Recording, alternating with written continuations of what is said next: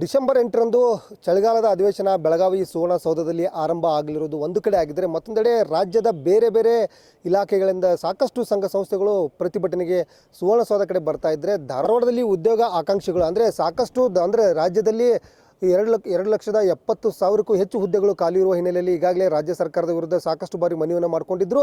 ಆಕಾಂಕ್ಷಿಗಳು ಏನು ಈಗಾಗಲೇ ಪರೀಕ್ಷಾರ್ಥಿಗಳು 2ನೇ ಬಾರಿ ಪ್ರತಿಭಟನೆ ಮಾಡಿದರು. ಡಿಸೆಂಬರ್ 1ರಂದು ಧಾರವಾಡದಲ್ಲಿ ಪ್ರತಿಭಟನೆಯನ್ನು ಮಾಡಿದರು. ಅವತ್ತು ಕೂಡ ಪ್ರತಿಭಟನಾಕಾರರನ್ನು ಬಂಧನ ಮಾಡುವಂಥ ಕೆಲಸವನ್ನು ಪೊಲೀಸ್ ಇಲಾಖೆ ಮಾಡಿತ್ತು. ಸೊ ಈಗ ಮತ್ತೆ ಡಿಸೆಂಬರ್ 10ನೇ ತಾರೀಕು ಅದೇ ಶ್ರೀನಗರ ಸರ್ಕಲಲ್ಲಿ ಪ್ರತಿಭಟನೆಗೆ ಮುಂದಾಗಿರುವಂಥದ್ದು. ಈಗ ನಮ್ಮ ಜೊತೆಗಿದ್ದಾರೆ, ಅವ್ರನ್ನ ಮಾತಾಡ್ಸೋಣ. ಉದ್ಯೋಗ ಆಕಾಂಕ್ಷಿಗಳ ಹೋರಾಟ ಸಮಿತಿಯ ಸದಸ್ಯರು ಅವ್ರು ಏನು ಹೇಳ್ತಾರೆ, ಪ್ರತಿಭಟನೆಗೆ ಏನೆಲ್ಲ ರೂಪುರೇಷೆಗಳನ್ನು ಇಟ್ಕೊಂಡಿದ್ದಾರೆ ಅಂತೇಳಿ. ಈಗ ನೀವು ಡಿಸೆಂಬರ್ 10ನೇ ತಾರೀಕು ಪ್ರತಿಭಟನೆ ಮಾಡಲಿಕ್ಕೆ ಮುಂದಾಗಿದ್ದೀರಾ. ಮತ್ತೆ ಕಳೆದ ಡಿಸೆಂಬರ್ 1ರಂದು ಪ್ರತಿಭಟನೆ ಮಾಡಲಿಕ್ಕೆ ಅವಕಾಶ ಕೊಟ್ಟಿಲ್ಲ ಅಂತೇಳಿ ಬಂಧನ ಕೂಡ ಆಗಿತ್ತು. ಈಗ ಮತ್ತೆ 10ನೇ ತಾರೀಕು ನೀವು ಪ್ರತಿಭಟನೆ ಮಾಡಲಿಕ್ಕೆ ಮುಂದಾಗಿದ್ದೀರಿ.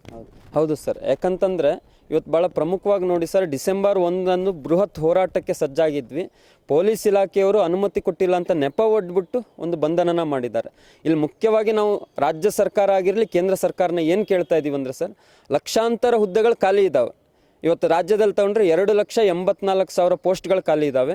ಕೇಂದ್ರದಲ್ಲಿ ತಗೊಂಡ್ರೆ 9,69,000ಕ್ಕೂ ಹೆಚ್ಚು ಪೋಸ್ಟ್ಗಳು ಖಾಲಿ ಇದ್ದಾವೆ. ಇದು ನಾವು ಹೇಳ್ತಾ ಇರೋ ಅಂಕಿಅಂಶ ಅಲ್ಲ, ಸರ್ಕಾರಗಳೇ ಅಸೆಂಬ್ಲಿಗಳಲ್ಲಿ ಕೊಟ್ಟಿರುವಂಥ ಅಂಕಿಅಂಶ. ಆದರೆ ನೇಮಕಾತಿಗಳನ್ನು ಮಾಡ್ಕೊಳ್ತಾ ಇಲ್ಲ. ಇವತ್ತು ನಮ್ಮ ರಾಜ್ಯದಲ್ಲೇ ತಗೊಂಡ್ರೆ ಸುಮಾರು 10ರಿಂದ 15 ಲಕ್ಷ ಆಸ್ಪಿರೆಂಟ್ಗಳು ಕಳೆದ 5-6 ವರ್ಷಗಳಿಂದ ಸರ್ಕಾರ ಇವಾಗ ಕಾಲ್ಫಾರ್ ಮಾಡುತ್ತೆ, ಮುಂದಿನ ತಿಂಗಳು ಮಾಡುತ್ತೆ ಅಂತ ಕಾಯ್ತಾ ಇದ್ದಾರೆ. ಆದರೆ ಈಗಿನ ಪ್ರಸ್ತುತ ಸರ್ಕಾರ, ರಾಜ್ಯದಲ್ಲಿರುವಂಥ ಕಾಂಗ್ರೆಸ್ ಸರ್ಕಾರ 2023ರಲ್ಲಿ ಅವ್ರು ಏನು ಪ್ರಾಮಿಸ್ ಮಾಡಿದ್ರು ಅಂದರೆ, ನಾವು ಅಧಿಕಾರಕ್ಕೆ ಬಂದರೆ 1 ವರ್ಷದೊಳಗೆ 1 ಲಕ್ಷ ಪೋಸ್ಟ್ಗಳನ್ನು ತುಂಬಿಕೊಳ್ತೀವಿ ಅಂದಿದ್ರು. ಇಲ್ಲಿ ತನಕ 1 ಪೋಸ್ಟನ್ನು ತುಂಬಿಕೊಂಡಿಲ್ಲ.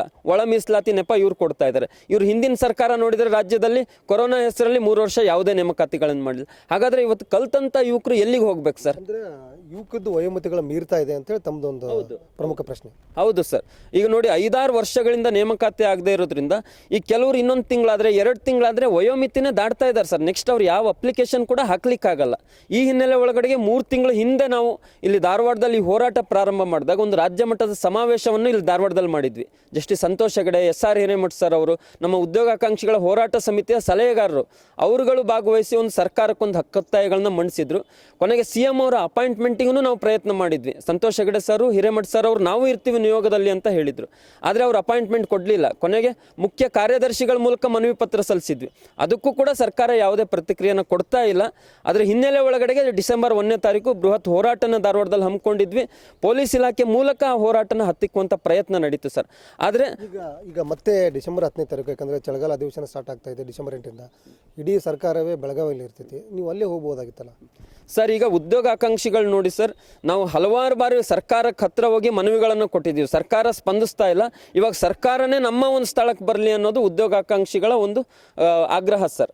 ಹಾಗಾಗಿ ಇಲ್ಲಿ ಧಾರವಾಡದಲ್ಲೇ ನಾವು ಕೊಡೋಣ, ಸರ್ಕಾರದವ್ರು ಇಲ್ಲಿಗೆ ಬಂದು ಪ್ರತಿಕ್ರಿಯೆ ಕೊಡಲಿ ಅನ್ನೋದು ಪ್ರತಿಯೊಬ್ಬ ಉದ್ಯೋಗಾಕಾಂಕ್ಷಿಯ ಒಂದು ಆಗ್ರಹ ಆಗಿದೆ ಸರ್. ಅದಕ್ಕೋಸ್ಕರ ಧಾರವಾಡದಲ್ಲಿ ನಾವು 10ನೇ ತಾರೀಕು ಇಡೀ ದಿನದ ಒಂದು ದಿನದ ಧರಣಿಯನ್ನು ನಾವು ಇಲ್ಲಿ ಹಮ್ಮಿಕೊಳ್ತಾ ಇದ್ದೀವಿ ಸರ್. ಯಾರ್ಯಾರು ಬರ್ತಾ ಇದ್ದಾರೆ ಪ್ರತಿಭಟನೆಯಲ್ಲಿ ಅವತ್ತು 10ನೇ ತಾರೀಕು? ಯಾಕಂದರೆ 2 ಸರಿ ಡಿಸೆಂಬರ್ 1ನೇ ತಾರೀಕಿಗೂ ಅರೆಸ್ಟ್ ಆಗುವಂಥದ್ದು. ಈಗ ರೈತ ಸಂಘಟನೆ ಮತ್ತು ಬೇರೆ ಬೇರೆ ಕನ್ನಡ ಪರ ಸಂಘಟನೆಗಳು ಭಾಗಿಯಾಗಿದ್ದರು. ಈಗ 10ನೇ ತಾರೀಕು ಮತ್ತೆ ಯಾವ ಸಂಘಟನೆಯವರು ಬರ್ತಾ ಇದ್ದಾರೆ ನಿಮ್ಗೆ ಸಾಥ್ ಕೊಡ್ಲಿಕ್ಕೆ? ಸರ್, ಈ ಹೋರಾಟವನ್ನು ನಾವು ಹಮ್ಮಿಕೊಂಡಿರೋದು ಉದ್ಯೋಗಾಕಾಂಕ್ಷಿಗಳ ಹೋರಾಟ ಸಮಿತಿಯಿಂದ. ಸೊ ಇದಕ್ಕೆ ನಮಗೆ ಬೆಂಬಲವಾಗಿ ರೈತ ಪರ ಸಂಘಟನೆಗಳಾಗಿರ್ಬೋದು, ಕನ್ನಡ ಪರ ಸಂಘಟನೆಗಳು ಮತ್ತು ಹೀಗೆ ವಿವಿಧ ರೀತಿಯ ಸಂಘಟನೆಗಳು ನಮಗೆ ಬೆಂಬಲ ಸೂಚಿಸಲಿಕ್ಕೆ ಅವತ್ತು ಬರ್ತಿದ್ದಾರೆ ಸರ್. ಅಂದರೆ ಏನೇನು ಅವತ್ತು ರೂಪುರೇಷೆಗಳು ಏನೇನು ಇರ್ತೈತಿ? ಯಾಕಂದರೆ ಬೆಳಗ್ಗೆಯಿಂದ ಸಾಯಂಕಾಲ ಮಟ್ಟ ಉಪವಾಸ ಸತ್ಯಾಗ್ರಹನ ಅಥವಾ ಪ್ರತಿಭಟನೆ ಮಾಡ್ತೀರಾ ಏನಂತ? ಸರ್, ಅವತ್ತು ಒಂದು ದಿನದ ನಮ್ಮದು ಪ್ರತಿಭಟನಾ ಧರಣಿ ಸರ್. ಒಂದು ಕಡೆ ಕೂತ್ಕೋತೀವಿ, ನಮ್ಮ ಮನವಿಗಳನ್ನು ಸರ್ಕಾರ ಗಮನಿಸಬೇಕು. ನಮ್ಮ ವಿದ್ಯಾರ್ಥಿಗಳ ಆಗ್ರಹ ಏನಿದೆ ಅದನ್ನು ಪರಿಗಣಿಸಿ ಅವರು ಅದ್ರ ಬಗ್ಗೆ ಒಂದು ಆದಷ್ಟು ಬೇಗ ಒಂದು ನಿರ್ಧಾರವನ್ನು ನಮಗೆ ತಿಳಿಸ್ಬೇಕು ಸರ್ ಅವರು. ಈಗ ಅವತ್ತು ಮೊನ್ನೆ 1ನೇ ತಾರೀಕು ಅರೆಸ್ಟ್ ಆಗುವಂಥದ್ದು ಕೆಲಸ ಆಗಿತ್ತು. ಬಟ್ ಈಗ ನಾಳೆ ನೀವು ಧರಣಿ ಕೂಡ್ತಾ ಇದ್ದೀರಾ ಡಿಸೆಂಬರ್ 10ನೇ ತಾರೀಕು. ಸರ್ಕಾರದವ್ರು ಯಾರಾದರೂ ಬಂದು ನಿಮ್ಮ ಮನವಿ ಸ್ವೀಕಾರ ಮಾಡ್ಬೇಕಂತೇಳಿ, ಯಾರು ಬರ್ಬೇಕಂತೇಳಿ ನಿಮ್ಮ ಬೇಡಿಕೆ ಇದೆ ಅವತ್ತಾ? ಇಲ್ಲ ಸರ್, ನಮ್ಗೆ ಯಾರೇ ಸರ್ಕಾರದವ್ರು ಬಂದ್ರೂ ಕೂಡ ಯಾರಾದರೂ ಒಬ್ಬರು ಬಂದು ಅಲ್ಲಿ ನಮ್ಮ ಮನವಿ ಪತ್ರ ಅಷ್ಟೇ ಸ್ವೀಕರಿಸೋದಲ್ಲ, ಅಲ್ಲಿ ವಿದ್ಯಾರ್ಥಿಗಳಿಗೆ, ನಮ್ಗೆ ಯುವ ಜನತೆಗೆ ಒಂದು ಹೇಳಬೇಕು ಸರ್, ಯಾವಾಗ ಕಾಲ್ಫರ್ಮ್ ಮಾಡ್ತಾರೆ ಅಂತ. ಅಲ್ಲಿವರೆಗೆ ನಮ್ಮ ಹೋರಾಟ ನಿರಂತರವಾಗಿ ಇರುತ್ತೆ ಸರ್.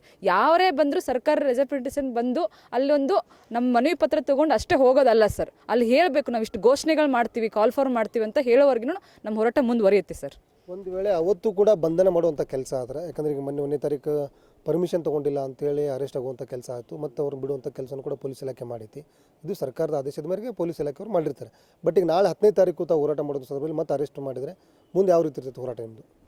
ಸರ್ ಆ್ಯಕ್ಚುಲಿ ಹೇಳ್ಬೇಕಂದ್ರೆ ಹೋರಾಟ ಮಾಡೋದು ನಮ್ಮ ಹಕ್ಕು ಸರ್. ಅದ್ರಗೋಸ್ಕರ ಹೋರಾಟ ಮಾಡ್ತಾ ಇದೀವಿ. ಇಲ್ಲಿ ಹೋರಾಟಕ್ಕೆ ಪೊಲೀಸ್ನವರು ಸಹಕರಿಸಬೇಕು, ಅದನ್ನ ಬಿಟ್ಟು ಅರೆಸ್ಟ್ ಮಾಡೋದಲ್ಲ. ಈ ಹೋರಾಟ ನಿರಂತರವಾಗಿರುತ್ತೆ. ಇವನ್ನ ವಿದ್ಯಾರ್ಥಿಗಳು ಎಲ್ಲರೂ ಸೇರಿ ಒಂದಾಗಿ ನಮ್ಮನ್ನ ಅರೆಸ್ಟ್ ಮಾಡಿನೂ ಕೂಡ ಹೋರಾಟ ನಿಲ್ಲಲ್ಲ ಸರ್. ಅವತ್ತು ಕೂಡ ಪ್ರತಿಭಟನಾ ಧರಣಿ ಇರುತ್ತೆ. ಅದಕ್ಕೆ ಪೊಲೀಸ್ನವ್ರಿಗೆ ನಾವು ಒಂದು ಲೆಟರ್ ಕೊಡ್ತಾ ಇದ್ದೀವಿ.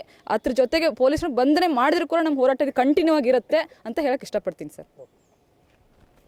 ಸೊ ಇದಿಷ್ಟು ಪರೀಕ್ಷಾರ್ಥಿಗಳು ಮತ್ತು ಈಗ ಹೇಳ್ತಿರುವಂಥ ಪ್ರಮುಖವಾಗಿ ಏನಂತಂದರೆ ಡಿಸೆಂಬರ್ 1ನೇ ತಾರೀಕು ಏನು ನಾವು ಹೋರಾಟನ ಮಾಡ್ತಾ ಇದ್ದೀವಿ ಶಾಂತಿಯುತವಾಗಿ, ಅವತ್ತು ಪೊಲೀಸ್ ಇಲಾಖೆ ನಮ್ಮನ್ನು ಬಂಧನ ಮಾಡುವಂಥ ಕೆಲಸ ಮಾಡಿತ್ತು. ಆದರೆ ಡಿಸೆಂಬರ್ 10ನೇ ತಾರೀಕು ಮತ್ತೆ ನಾವು ಒಂದು ದಿನದ ಧರಣಿ ಸತ್ಯಾಗ್ರಹ ಆರಂಭ ಮಾಡ್ತಾ ಇದ್ದೀವಿ. ಸರ್ಕಾರದಿಂದ ಯಾರಾದರೂ ಬಂದು ಮನವಿಯನ್ನು ಸ್ವೀಕರಿಸಿ ಭರವಸೆಯನ್ನು ಕೊಟ್ಟು ಹೋದಾಗ ಮಾತ್ರ ನಾವು ಪ್ರತಿಭಟನೆ ಹಿಂತೆಗೆದುಕೊಂಡು ಮಾತನ್ನು ಹೇಳ್ತಾ ಇದ್ದಾರೆ. ಒಂದು ವೇಳೆ ಪೊಲೀಸ್ ಇಲಾಖೆ ಏನಾದರೂ ನಮ್ಮನ್ನು ಬಂಧನ ಮಾಡಿದ್ದಾಗಿದ್ದರೆ ಉಗ್ರವಾದ ಹೋರಾಟನ ಮಾಡಲಿ ನಾವು ಮುಂದಾಗ್ತೀವಿ ಅನ್ನೋ ಮಾತುಗಳನ್ನು ಕೂಡ ಸದ್ಯ ಹೇಳ್ತಾ ಇದ್ದಾರೆ. ಕ್ಯಾಮ್ರಾ ಪರ್ಸನ್ ರಾಹುಲ್ ಜೊತೆ ಪರಮೇಶ್ವರ್ ಅಂಗಡಿ, ಏಷ್ಯಾನೆಟ್ ಸುವರ್ಣ ನ್ಯೂಸ್, ಧಾರವಾಡ.